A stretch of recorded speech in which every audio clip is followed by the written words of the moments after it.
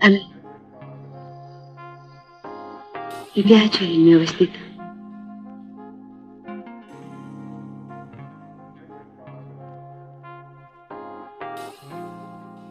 Bentornati in soffitta e benvenuti ad una nuova puntata del podcast dove le storie prendono vita e l'universo cinematografico si fonde con la bellezza e il talento delle sue protagoniste. Prima di lasciarvi alla meravigliosa Zewdy Araya, protagonista di questo video, volevo ringraziarvi per l'affetto e l'interesse che state dimostrando per questo progetto. La community sta crescendo, sono molto felice e che dire, grazie. Se stai guardando questo video e ancora non sei iscritto al canale, iscriviti per rimanere sempre sintonizzato sui miei contenuti, perché, mi pare proprio il caso di dirlo, ne vedremo delle belle, bellissime, come la nostra Zewdy Araya. Zewdy, la bellissima ragazza dalla pelle di luna che negli anni 70 fece impazzire il pubblico con la sua bellezza mozzafiato, non è solo un nome nel panorama cinematografico italiano, è una storia di successo, passione e coraggio. Il suo nome risplende come uno dei fari luminosi del cinema erotico italiano, è un simbolo di bellezza, talento e determinazione. Amo come il cinema degli anni passati possa trasportarci in mondi diversi, svelarci vite e storie incredibili. E proprio in mezzo a questi mondi spicca la figura affascinante di Zewdy Araya.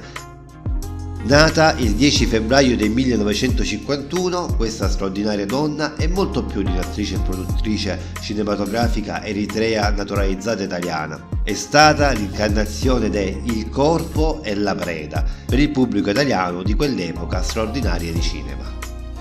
Immancabilmente splendida e sempre elegante, ha superato gli stereotipi razziali e cinematografici senza perdere la sua bellezza mozzafiato. Parlando di anniversari, nel febbraio del 2021 ha compiuto 70 anni e ancora oggi è un'icona senza tempo.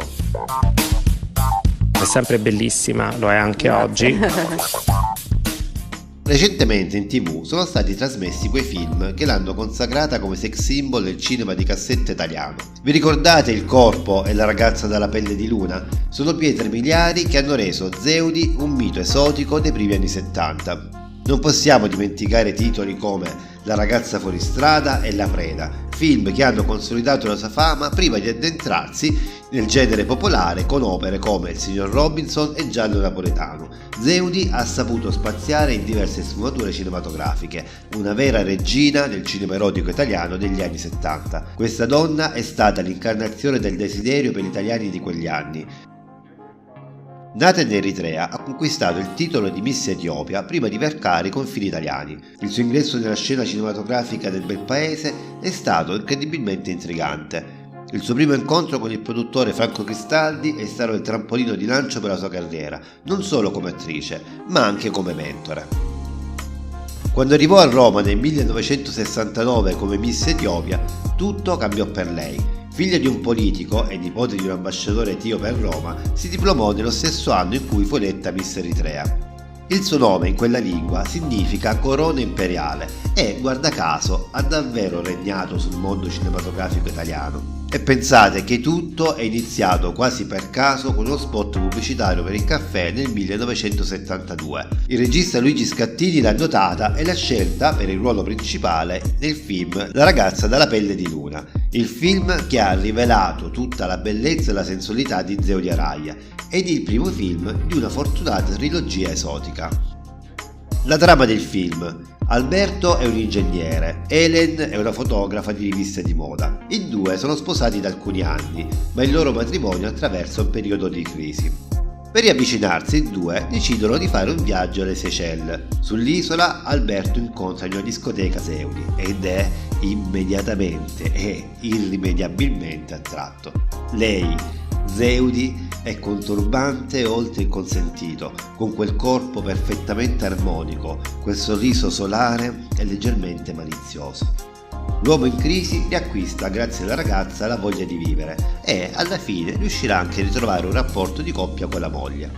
Il successo del film è immediato, nonostante il divieto ai minori di 18 anni.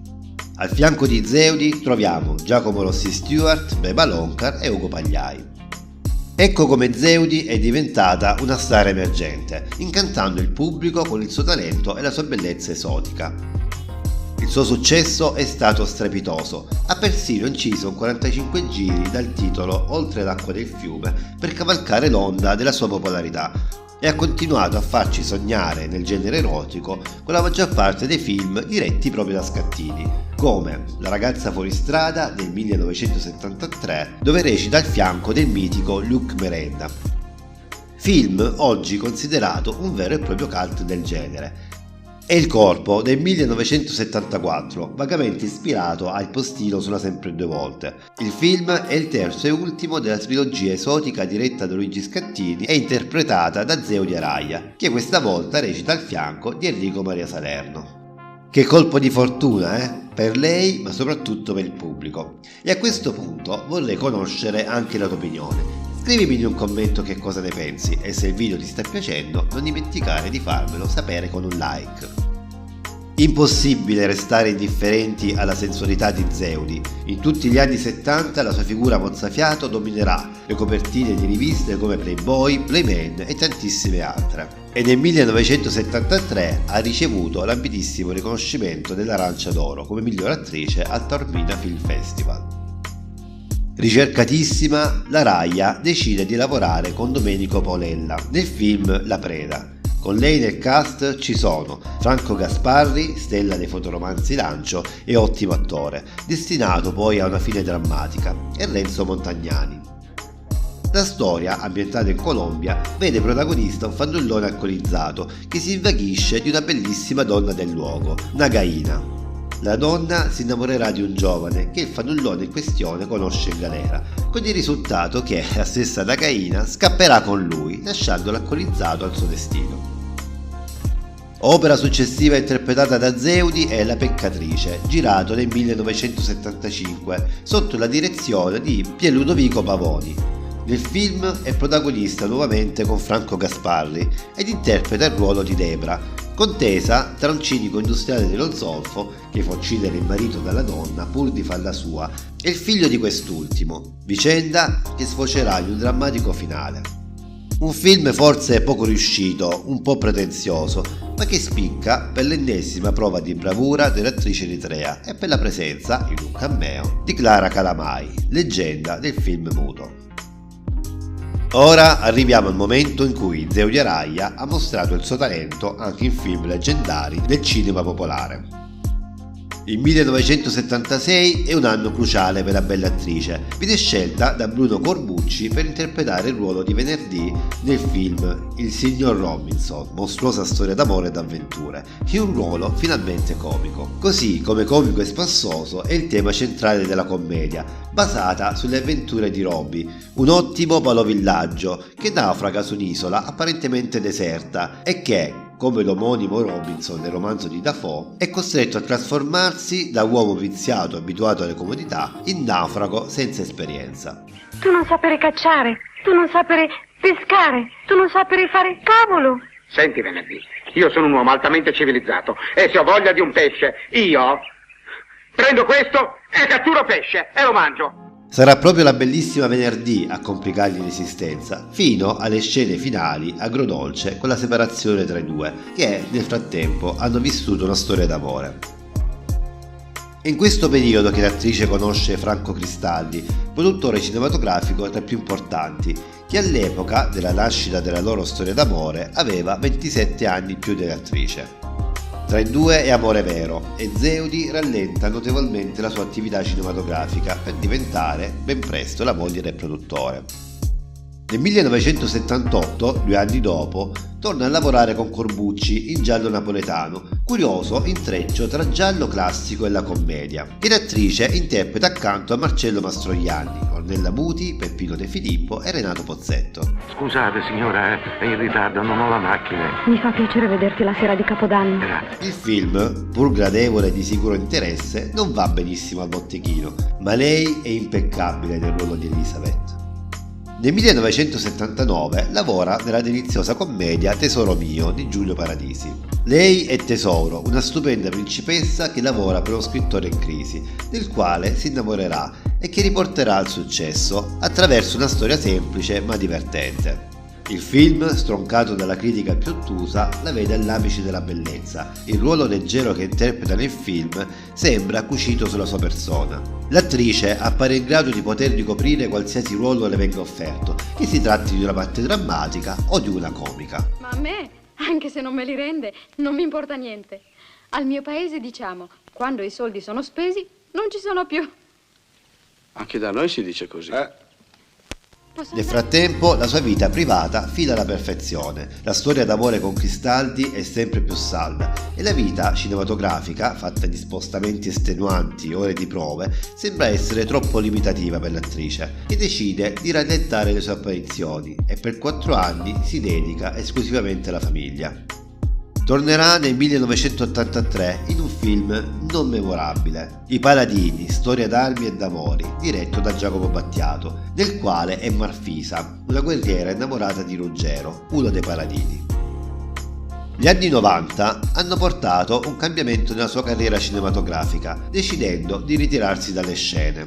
L'ultima sua apparizione cinematografica sarà nel film di Montaldo Il giorno prima, un cupo e drammatico film anticipatore, in qualche modo, della stagione dei reality televisivi.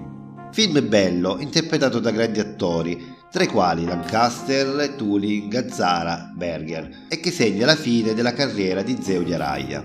L'attrice è al top della bellezza e della fama, ma sceglie il ritiro per dedicarsi di più alla sua famiglia e per affiancare il marito nel lavoro di produzione.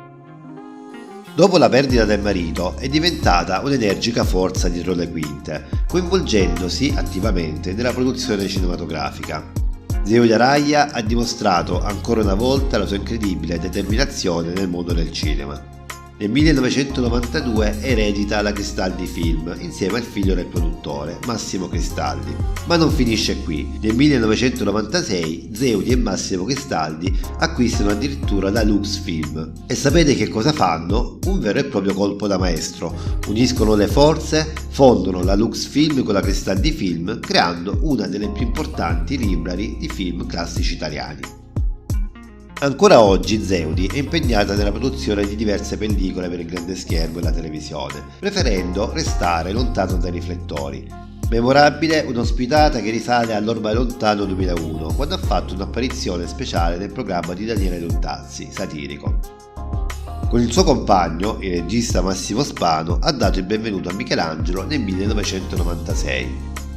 Nel 2015 è riapparsa in televisione nel programma Rai La vita in diretta e nel 2018 ha presentato a Bologna, insieme a Giuseppe Tornatore, la versione restaurata in 4K del film Divorzio all'italiana, che all'epoca era stato prodotto dal suo primo marito. Zeudi ha dimostrato non solo di essere una talentuosa attrice, ma anche una brillante imprenditrice nel mondo del cinema, creando un legame duraturo nel panorama cinematografico italiano, una vera icona poliedrica del settore. Una piccola curiosità, sapete che Zeu di Araya è stata onorata anche con una bellissima dedica? Infatti la giovanissima Zeudi di Palma, Miss Italia del 2021, porta questo nome proprio in suo onore. E a questo punto siamo giunti alla fine di questo viaggio emozionante nel mondo di Zeu di Araya. Per me Zeu di Araya è stata più di una semplice attrice. Zeu di Araya è stata un simbolo, pur nei limiti imposti delle poche pellicole girate. La sua bellezza, il suo fascino, quel sottile erotismo magnetico che l'hanno sempre contraddistinta, continuano ancora oggi a essere ricordati dal pubblico, quello stesso che si innamorò di Simoa, la ragazza dalla pelle di luna.